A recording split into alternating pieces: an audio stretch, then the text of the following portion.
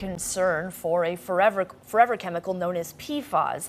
That chemical has made its way into some water supplies, animals, and even humans. Yeah, so it's being linked to certain types of cancer, thyroid disease, and other conditions as well. And joining us today is legal expert Jared D. Johnson. He's representing thousands of cancer victims who are suing PFAS manufacturers. Jared, thanks for joining us here this morning.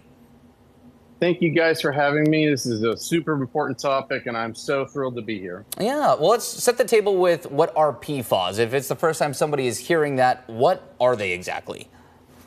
Okay, so PFAS compounds are actually a class of non-stick, waterproof, stain-resistant compounds that are used in consumer products, and they are basically compounded of what's called PFOA.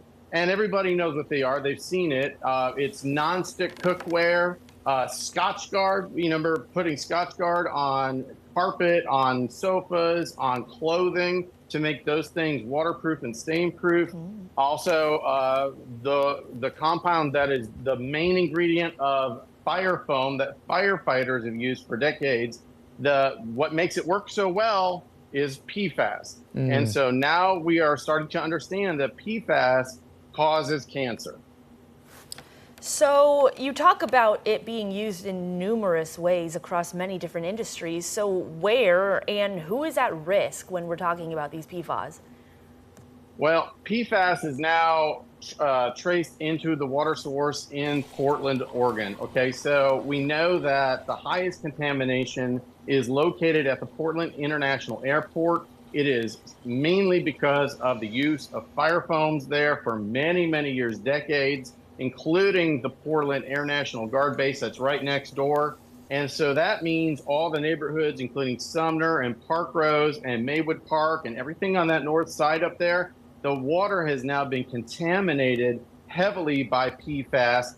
And that means it's in the drinking water, and that means consumers are drinking that water and actually contaminating themselves with PFAS. And we know this to be true because studies from both the EWG and from government sources show that the parts per trillion in that locale area is about 22,000 parts per trillion of actual PFAS compounds in the water. We know now that it is causing kidney cancer, testicular cancer, thyroid disease, thyroid cancer, ulcerative colitis, and a number of other problems. And we are absolutely trying to help people with this because people are getting injured through no fault of their own just by using drinking water. Well, and Jared, on our intro here, we said you're representing thousands of cancer victims in this lawsuit, suing manufacturers here. I am curious to know, just, are there any recent settlements? Are there any precedents set with previous lawsuits? Where does the lawsuit side of this go from here?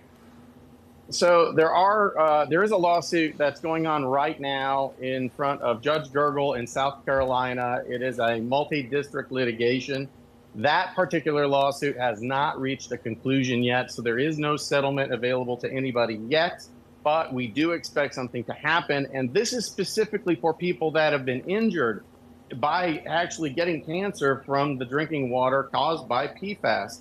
So if you actually have kidney cancer, testicular cancer, thyroid disease, thyroid cancer, or ulcerative colitis, and some forms of recent prostate cancer, you may be entitled to significant life-changing amounts of compensation because this settlement is being negotiated right now with 3M, DuPont, Tyco, and about 20 other defendants in this lawsuit that has not been resolved. There is a lawsuit that was resolved about 6 or 7 months ago with the actual municipal water districts so that they could actually remediate and clean up the problem.